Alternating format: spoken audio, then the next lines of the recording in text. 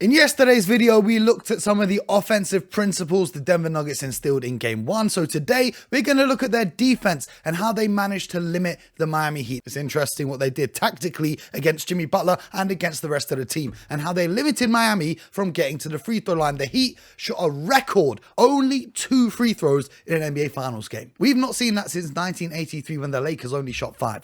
It was historic what they managed to do, and we spoke yesterday about the altitude and the tiredness, whatever. You can hear more about that in my newsletter. The link is in the description. It's only £1 a month. Subscribe to that stuff too. Let's dive straight into the film though. All right, so we're going to look at what they're doing against Jimmy Butler. We're going to start by looking at the baskets Jimmy made, right? So the first one, he grabs the offensive board, drives to his favorite spot on the baseline, gets there. This one is a very simple, he dribbles into a rhythm 3. You can see just before he gets that 3 up, he takes his nice 2 steps to get himself into rhythm and he knocks it down. Okay, this one here is not really a screen roll. It's more of just a straight drive to the hoop because the screener slips the screen. It's not really a screen roll play. He's just running out to clear space to give Jimmy all of this area to operate. You know, you cleared out the strong side corner, so Jimmy is just gonna go straight to the basket, and that's exactly what he does on this possession. Why am I showing you the ones he made? It's important because something's missing, so stay tuned.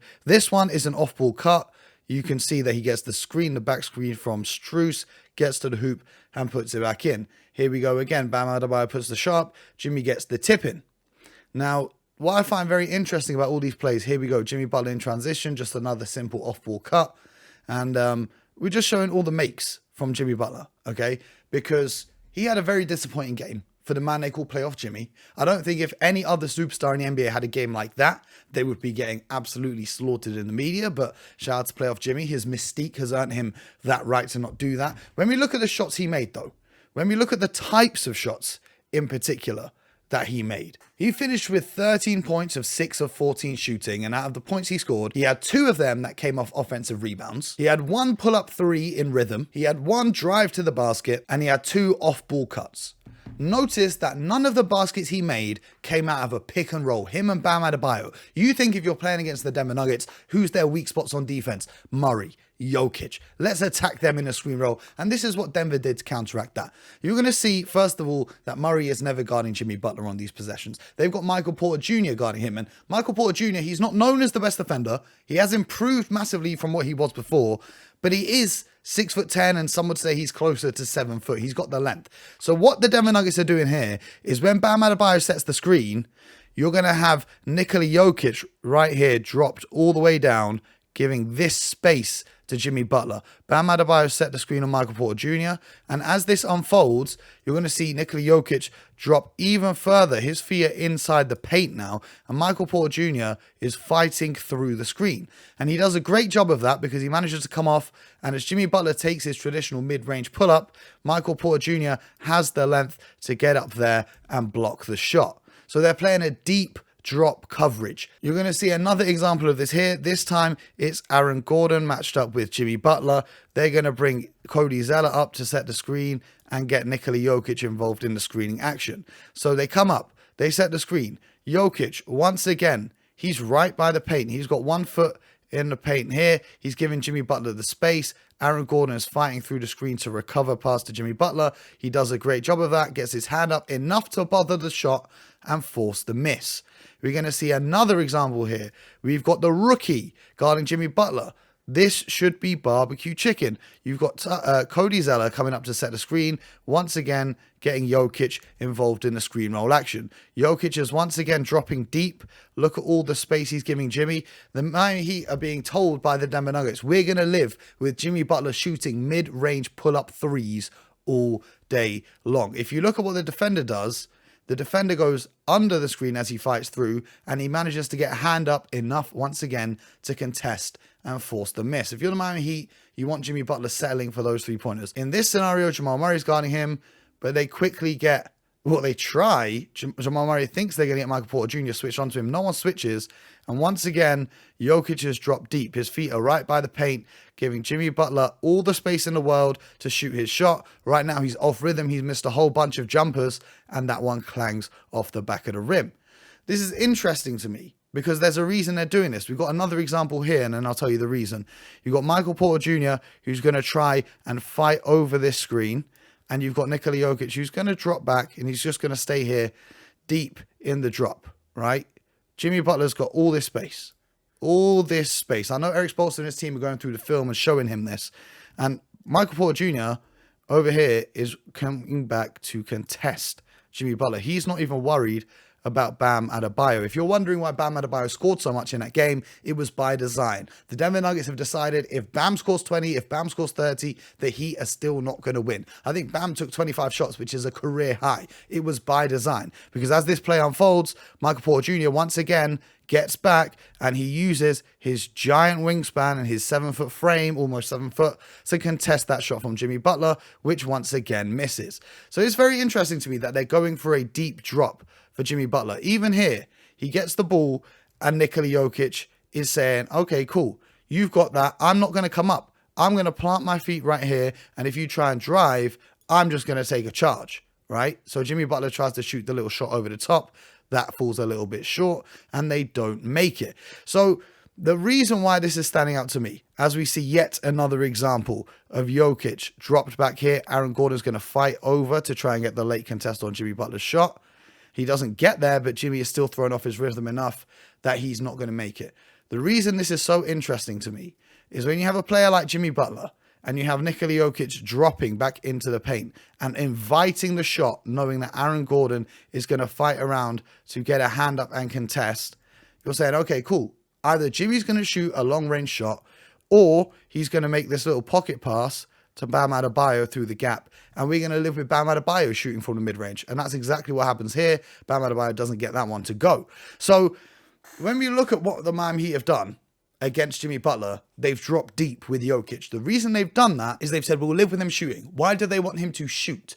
They don't want him to attack the basket. The reason why they don't want that is, number one, if he attacks at the basket, gets Nikola Jokic into foul trouble, gets to the free throw line, that causes problems. Number one, Jokic in foul trouble.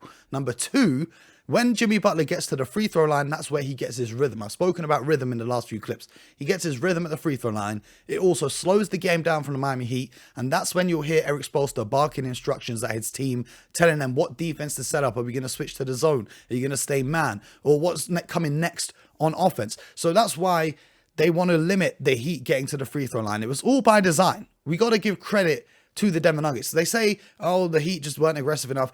Well, actually, it was designed that way to prevent Jimmy Butler getting in, because also when he gets into the paint, he can collapse the defense and find those open shooters in their rhythm. But speaking of the open shooters, let's have a look at how the Denver Nuggets defended against them. We're going to see a dribble handoff involving Bam Adebayo and the shooter who's going to come off. It's pretty much the same as a pick and roll. A dribble handoff and a pick and roll, you defend it in the same way. You're either going to drop, you're going to switch, you're going to hedge.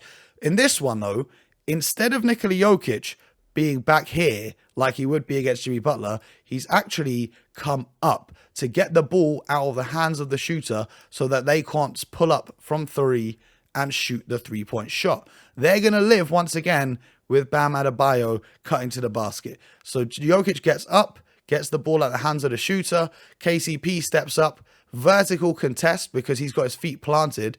Bam Adebayo knows if he keeps going, that's going to be a charge right there. He does a great job of contesting vertically, just enough for Bam to miss the shot. You're going to see more examples of this with Miami shooters. Here, you've got Caleb Martin. Bam Adebayo is coming to set the screen. Now, if Jokic stays down here and he's in the painted area like he is against Jimmy Butler, then Caleb Martin is simply going to come to the three-point line and let it fly. What happens here is Nikola Jokic, he does a great job of getting a hand up. He doesn't get all the way out, but he's still, look, he's got his hand up in the eye line of the shooter contesting the shot. That's not what he did against Jimmy Butler. He wanted Jimmy to shoot those. He doesn't want Caleb Martin to shoot those. And that leads to the miss by Caleb Martin. You're going to see another dribble handoff here. We've got Duncan Robinson, who's revitalized his career off the bench in this playoff series, coming off another dribble handoff. As that happens, look, Jokic is out. Jokic is all the way up here trying to show coverage to Duncan Robinson. Bam Adebayo can cut straight to the hoop. They're not worried about that. They're relying on the help defender getting in and then getting in rotation. But Jokic is coming up to bother the shooter. Duncan Robinson takes one dribble. Jamal Murray is right here. I don't know if that affects him having a hand right there next to his head. Maybe it does, maybe it doesn't. But the fact of the matter is, he hasn't got the natural rhythm he would if Jokic was dropping like he does against Jimmy Butler. We're going to see Gabe Vincent right here. He's going to come off this screen, and Jokic is right there playing at the level is what we call it. Instead of being back here like he is against Jimmy Butler, he's right here playing at the level. So what's going to happen is Gabe Vincent sees that, and instead of Gabe Vincent coming around, getting to his spot and letting off a three, he's going to take another dribble and then come back to his left hand, gather and shoot, which isn't his natural rhythm of what he's trying to do. Then we're going to see Kyle Lowry once again come off this screen. Jokic is up. They're throwing two at the ball to get the ball out of the hands of the shooters. Bam Adebayo once again has a clear lane. Jokic on this play does a great job of recovering to Bam Adebayo as the pass goes over the top, and it ends up being a turnover for the Miami Heat. And then we've got one last example, Kyle Lowry again, and you can see Jokic here, he's up at the level, so he's going to try and get the ball from Kyle Lowry, and Lowry knows this, he's got great basketball IQ, he's going to try and get the pass over the top to Bam Adebayo, who's cutting to the basket, but once he does that, Jokic, he's tall enough to get back and recover. You know, that's a tough catch. Look at that, Bam Adebayo trying to catch that, and you've got the help defender coming in to contest the pass, and Michael Porter Jr. has collapsed in here. You're relying on Bam Adebayo to be able to catch this ball and then make the pass out to the corner shooter who isn't even set up in the corner yet, or turn and hit this shooter out here. Either of them are good options for the Denver Nuggets, and they end up even stealing the basketball. So that's what the Denver Nuggets defense did against the Miami Heat in game one. They went into a deep drop against Jimmy Butler to limit him getting to the free throw line and getting to the basket. They wanted him, invited him to take jump shots. Against the shooters, they got up there, had Jokic at the level, trying to bother the shooters so that they made the pass to Bam Adebayo and said, we'll live with whatever comes else after that. We're going to see how that adjusts in game two. I believe in game two, they're going to force Jimmy to be more aggressive, get into the body of Jokic, get into the paint, try and use that shot fake that we all know is so good of his. But let me know what you think is going to happen in game two in the comments down below. I appreciate you guys who are rocking with me, bringing you these breakdowns throughout the NBA Finals. Make sure you subscribe to the channel, and if you really want to support me, we're going independent with it now, baby, so you can sign up to my newsletter using the special link in the description of this video. It's only £1 a month. So if you want to support the journey and support the hustle, please do sign up. It means the world to me. If anything, I'll see you in the next video. Make sure you get buckets.